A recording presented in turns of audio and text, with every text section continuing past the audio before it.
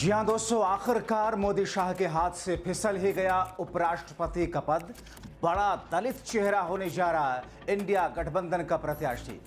63 NDA के सांसद भी गुपचुप करेंगे वोट। क्या संघ का है कोई खेला? बहुत स्वागत है आप सभी का। आप देख रहे हैं द राजनीति का विशेष सेगमेंट खबर और विश्लेषण। मैं हूं जब्बार खान। दोस्तों, आखिर बीते 2 दिनों में ऐसी कौन सी स्थिति इंडिया गठबंधन ने उत्पन्न कर दी जिसकी बुनियाद पर भारतीय जनता पार्टी या उससे जुड़ी हुई सहयोगी दलों के सांसद भी गुपचुप तरीके से इंडिया गठबंधन के प्रत्याशी को वोट करेंगे? क्या इन तमाम चीजों की कड़ियों के बीच में मोदी शाह वर्सेस संघ के टकराव का कोई एंगल जुड़ रहा है? आखिर इंडिया गठबंधन ने किस बड़े दलित चेहरे पर दांव लगाया है? यह कैसे संभव होगा जब एक तरफ एनडीए के पास में कंफर्टेबल मेजॉरिटी दोनों सदन में है, बावजूद इसके इंडिया गठबंधन के बड़े दलित चेहरे के प्रत्याशी उतारने पर उसकी जीत की उम्मीद लगाई जा रही है। तो क्या अगर ऐसा हो गया तो फिर मोदी शाह का चैप्टर, यह समझ लीजिए, जितने दिनों तक चल रहा है वो काउंटडाउन है। दोस्तों, विस्तार से आपको बताते हैं, अंत तक इसे जरूर देखें क्योंकि खबर बेहद अहम है, बेहद संवेदनशील है। शायद दूसरी जगहों पर आपको, दूसरे प्लेटफॉर्म पर यह खबर ना मिल सके। दोस्तों, सत्यपाल मलिक का देहांत हुआ आपके जहन में। सत्यपाल मलिक एक वक्त में मोदी शाह के नजदीक रहे और इसके बाद में कैसे मोदी शाह ने उनके खिलाफ में एजेंसियां लगा दी। जगदीप धनखड़, अचानक उनसे इस्तीफा लिया जाता है। जगदीप धनखड़ एक चुप हजार चुप, खामोश हैं, होठ सिले हुए हैं। मैं इन पर आऊंगा, मगर जो अब स्थिति उभर करके सामने आ रही है दोस्तों, 21 अगस्त को संसद का मानसून सत्र खत्म हो रहा है और वही तारीख है नामांकन दाखिल करने की उपराष्ट्रपति पद के चुनाव के लिए। 9 सितंबर को चुनाव है। मगर इस बीच में अभी तक जो ये असमंजस था कि इंडिया गठबंधन क्या अपना प्रत्याशी उतारेगा या नहीं उतारेगा, भारतीय जनता पार्टी की तरफ से, मोदी शाह की तरफ से 4 से 6 टीमें तैयार की गई थी ताकि इंडिया गठबंधन से जुड़े हुए दलों से मिलकर के उनको मनाया जाए कि अपने उपराष्ट्रपति के प्रत्याशी को इंडिया गठबंधन ना उतारे। मगर दोस्तों, इधर तो गजब हो गया। क्यों? क्योंकि इंडिया गठबंधन न सिर्फ अपना प्रत्याशी उतारने जा रहा है, बल्कि एक ऐसा चेहरा, एक ऐसा नाम, एक ऐसा बड़ा दलित नाम उतारने जा रहा है जिस पर मोदी और शाह भौचक्के से रह गए। दोस्तों, कहा यह जा रहा है कि राहुल गांधी ने ममता, अखिलेश, उद्धव, तेजस्वी और दूसरे सहयोगी दलों के साथ में मिलकर के जिस प्रत्याशी पर मुहर लगाई है, उस प्रत्याशी को सुनकर के भारतीय जनता पार्टी, अमित शाह, नड्डा, मोदी खुद भी हिलते हुए नजर आ रहे होंगे।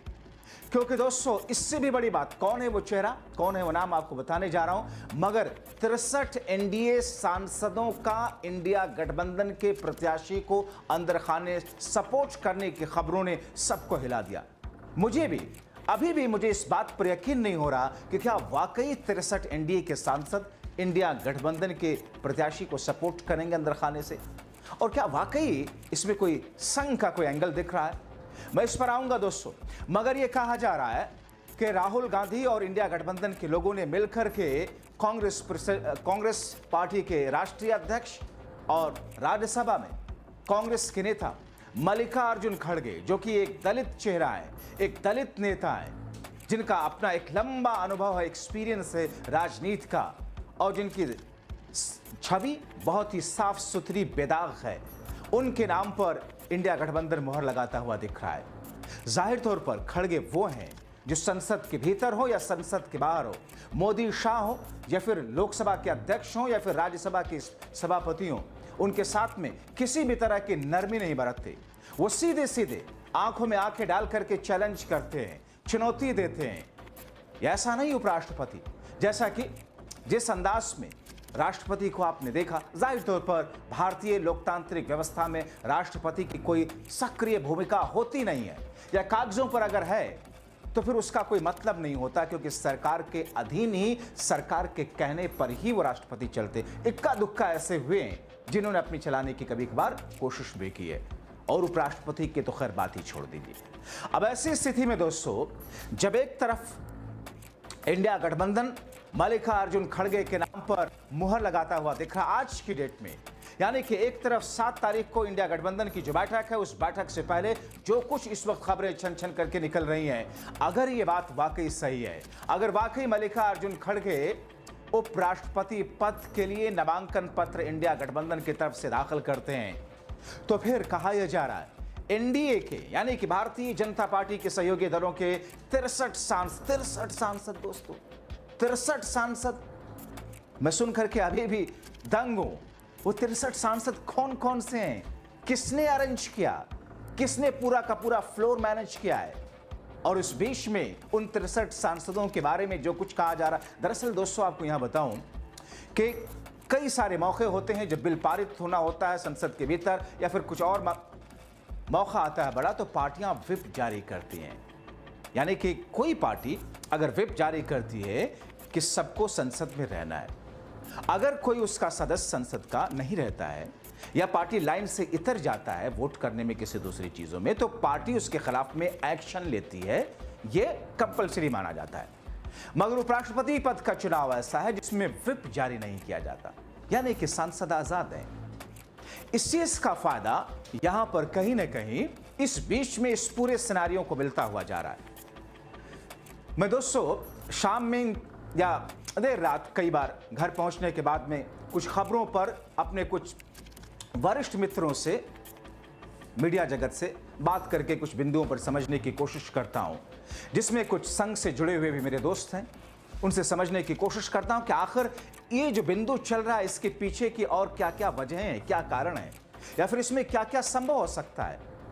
करीबन दोस्तों 20-21 साल के इस पत्रकारिता में मैंने 11 से 12 वर्ष तक हार्डकोर रिपोर्टिंग की, जिसमें कांग्रेस, बीजेपी और कोर्ट बीट को मैंने रेगुलर कवर किया। तो कई सारे उस बीट के जो जानकार हैं, जो मेरे दोस्त हैं, जिनको कॉन्फिडेंशियली बात हो सकती है या फिर संघ या दूसरे पार्टियों से, उनसे समझने की कोशिश करते हैं कि ऑफ द रिकॉर्ड कुछ तो हिंट दीजिए। खबरें जो मुझे समझ में आई दोस्तों, वो ये कि जो इस वक्त एक टसल है, इस वक्त एक रार है संघ के बीच में और मोदी शाह, बीजेपी के बीच में नहीं कहूंगा, क्योंकि बीजेपी तो संघ की ही एक पॉलिटिकल विंग है। संघ के बीच में और मोदी शाह के बीच में कथित तौर पर जो बातें कही जा रही पर्दे के पीछे से, जो एक रार है, दरअसल ये एक पहला स्टेप है जिसे सेमीफाइनल के तौर पर देखा जा रहा है, उपराष्ट्रपति का चुनाव। ऐसे में अगर मोदी शाह अपने प्रत्याशी को जितवाने में कामयाब हो गए, जाहिर तौर पर उनको तो लग रहा है कि उन्हें कैसे हराया जा सकता है, क्योंकि उनके पास में तो ढेर सारा बहुमत है। ऐसे में अगर उनको बड़ा झटका लगा तो फिर बैक फुट पर अपने आप मोदी और शाह आगे की तस्वीर को देख करके आ जाएंगे। क्योंकि दोस्तों आपने बार बार अलग अलग मीडिया प्लेटफॉर्म पर भी, यूट्यूब पर भी, दूसरी जगहों पर भी सुना होगा कि 75 वर्ष की जो एक थ्योरी है, या फिर संघ अब चाहता है, संघ ने खुद कहा कि साहब 75 वर्ष में ऐसा होना चाहिए, वो सब चीजें तो है ही हैं। अब ऐसे में गुजराती लॉबी से दरअसल संघ कहीं ना कहीं ऊब चुका है, परेशान भी हो चुका है कहेंगे ये। ऐसी स्थिति में अब अगर ऐसा हो जाता है कि 63 सांसद, आप देखें दोस्तों 240 सांसद हैं, 240 सांसद बीजेपी के हैं।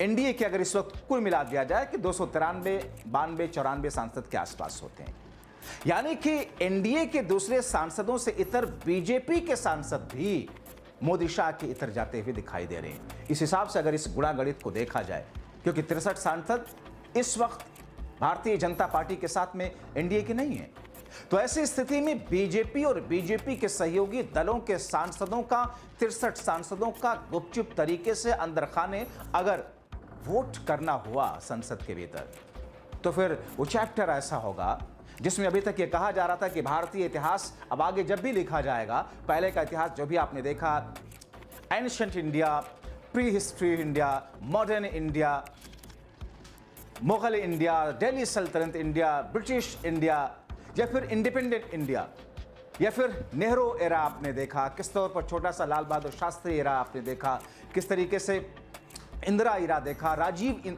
एरा देखा, और बीच में गठबंधन की खिचड़ी सरकार और वाजपेयी एरा देखा।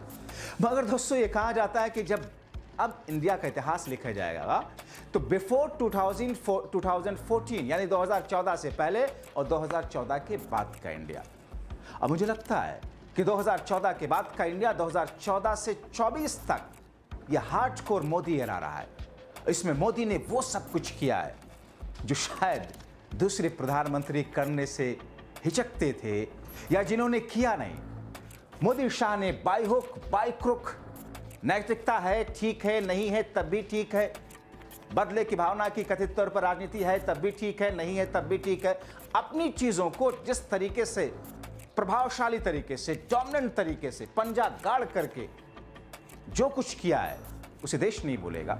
मैं इसे सिर्फ नेगेटिव वे में नहीं कह रहा हूं, बहुत सारी चीजें हैं जो आपको अच्छी भी लगती होंगी, लेकिन अब जो इतिहास लिखा जाएगा 2014-24 के बाद या 25 के बाद का इंडिया, अब ऐसी स्थिति में अगर ये स्थिति हो गई, 63 सांसद इंडिया गठबंधन के प्रत्याशी के सपोर्ट में आ गए और उन सांसदों के बारे में कोई पता भी नहीं लगा सकता है कि किसने किसने वोट किया। हालांकि दोस्तों इंटरनल तौर पर कहा यह जाता है कि जाहिर तौर पर एजेंसियां हैं मोदी शाह के पास में, अपनी एजेंसियों का उपयोग करके पता लगा सकती हैं, तो फिर वो पहलगाम वाला इशू सामने तो आएगा ना। क्या आपने तब पता नहीं लगाया था? आपने पता लगाया था तो फिर आपने होने दिया क्या? मोदी साहब का दौरा तो कैंसिल कर दिया गया, मगर उसके बाद में वो घटना, वहां पर आतंकी घटना हुई। लेकिन इन तमाम चीजों के बीच में दोस्तों ये एक ऐसा दांव है इंडिया गठबंधन का, जिसके बुनियाद पर एक इंडिया गठबंधन एकजुट तो होगा ही, जिसकी बुनियाद पर देश में एक बड़ा मैसेज तो जाएगा ही, जिसकी बुनियाद पर वो दक्षिण भारत जहां भारतीय जनता पार्टी अपने पैर रखने की कोशिश कर रही है, उसका दरवाजा वहां से बंद तो होगा ही। वो दलित समुदाय जो पहले से 2024 में बीजेपी से नाराज बैठी है, जिसने बीजेपी को धरातल पर ला दिया, 240 तक खिसका दिया, दलित एक चेहरा जब आएगा। वैसे तो राष्ट्रपति भी दलित आदिवासी में से आती हैं, लेकिन सिर्फ दलित देने से मोदी शाह की तरफ से क्या उनका भला हुआ है? आप देखें दोस्तों, क्या कुछ नहीं किया गया।